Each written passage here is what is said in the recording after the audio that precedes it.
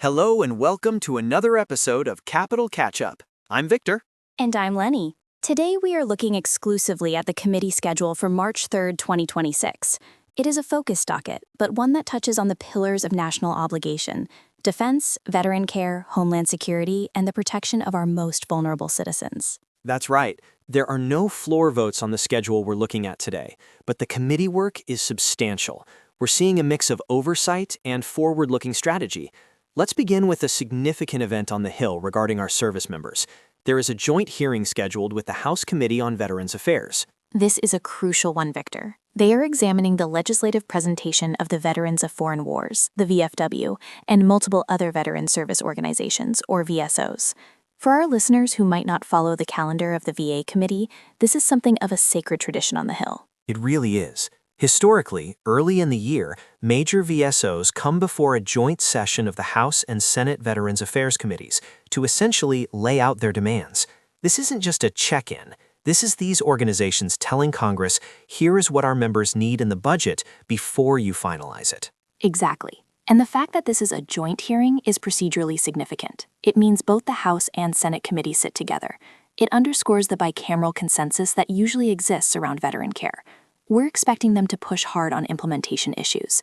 In recent years, we've passed massive legislation to expand benefits for toxic exposure, but the bottleneck has always been the processing time. Right. The law changes, but the bureaucracy takes time to catch up. I imagine the VFW will be highlighting specific friction points where veterans are still waiting too long for the care they were promised. It's a direct feedback loop from the user to the legislator.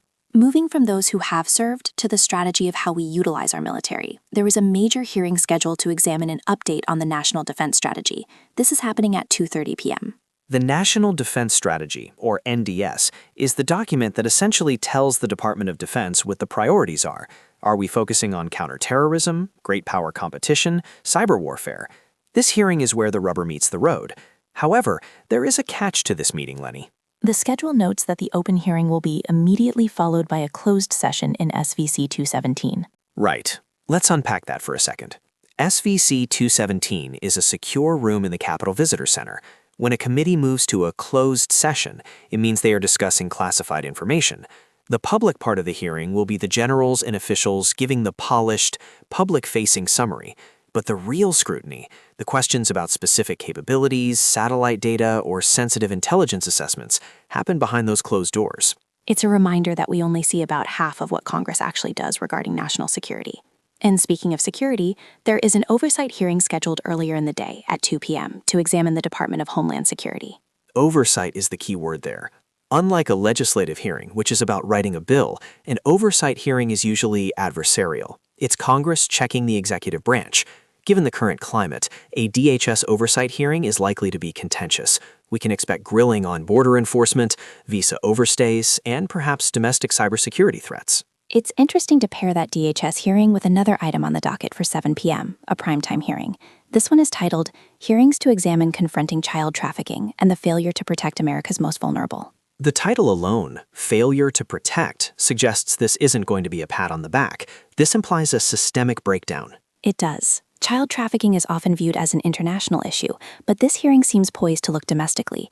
This could involve the intersection of foster care systems and perhaps unaccompanied minors at the border, which ties back into the DHS oversight we just mentioned. It touches on everyday Americans because it highlights the safety nets. When we talk about the failure to protect, we are often talking about local social services, state agencies, and federal oversight all missing signals. Historically, hearings with titles this aggressive often lead to new reporting requirements or funding overhauls for agencies like HHS or the FBI. It's a heavy topic, but a necessary one. Finally, Victor, we have a hearing that looks toward the future. At 3:15 p.m., there is a hearing to examine AI that improves safety, productivity, and care. I find the framing of this fascinating. For the last 3 years, almost every hearing on artificial intelligence has been about risk, containment, or threats. This title explicitly pivots to the positive, improving safety, productivity, and care. It's a deliberate shift. It sounds like this committee wants to move past the Terminator fears and look at the doctor reality. They'll likely be looking at how AI is being used in diagnostic medicine or to handle administrative burdens in hospitals. Which ties back to our first segment on Veterans Affairs. If AI can reduce the paperwork backlog at the VA, that's a direct application of what this hearing is exploring. That's a great point. It's also about economic competitiveness. If Congress only regulates AI out of fear, they risk stifling the sector. This hearing suggests they are looking for ways to incentivize the right kind of AI development. So to recap the day, we have veterans demanding accountability, generals updating our defense posture behind closed doors, DHS facing oversight scrutiny, a deep dive into the tragedy of trafficking, and a look at the benevolent uses of artificial intelligence. It's a day of high stakes. For our listeners, here's what you should watch for in the coming days. Pay attention to the sound bites coming out of the DHS oversight hearing. Those will likely dominate the evening news. And secondly, keep an eye on any press releases from the VFW following their testimony. If they signal that they are unhappy with the current budget proposals, that could spell trouble for appropriations bills later this spring. We'll be here to break it all down. Thanks for listening to Capital Catch Up. See you next time.